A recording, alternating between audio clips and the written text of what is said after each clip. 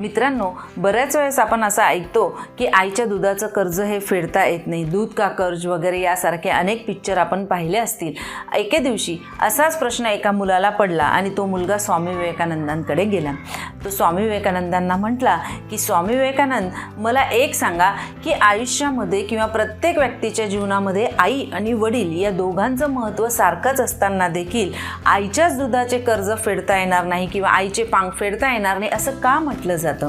तेव्हा स्वामीजी त्याला म्हटले की एक काम कर, मी तुला या प्रश्नाचं उत्तर नक्की देईल, पण तू इथून जरा 1 किलो वजनाची काही दगड किंवा वीट घेऊन येऊ शकतोस का?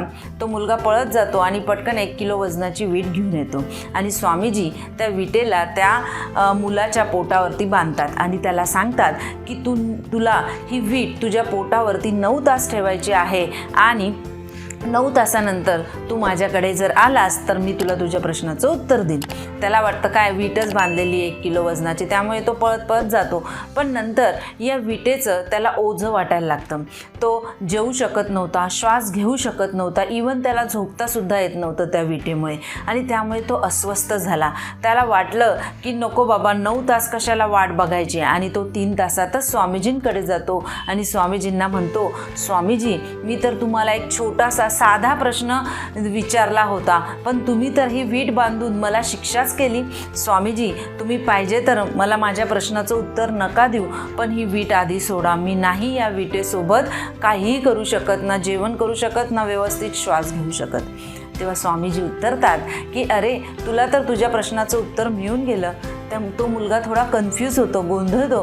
त्याला लक्षातच येत नाही की स्वामीजी कसं म्हणतात आहे की या विटेचा आणि माझ्या प्रश्नाचा काय संबंध. तेव्हा स्वामीजी त्याला म्हणतात की अरे, जी वीट फक्त 1 किलोची असताना तुला तिचं वजन 9 ताससुद्धा सांभाळता आलं नाही, पण याच्या तिप्पट तुझं वजन असताना तुझ्या आईने तुला 9 महिने तिच्या उदरात ठेवलं, तुझा सांभाळ केला आणि तुला जन्म दिला. आता तू सांग की या आईचे, या मातेचे उपकार तू कसे फेडू शकतोस? आणि म्हणूनच असं म्हटलं जातं की जगामध्ये सर्वात महान नातं हे आईचं असतं. जगामध्ये सर्वात महान नातं हे आईचं असतं आणि आई या शब्दापुढे सर्व जग लहान असतं, लहान असतं, लहान असतं. धन्यवाद. माझा व्हिडिओ आवडला तर नक्कीच लाईक करा, शेअर करा, कमेंट्स करा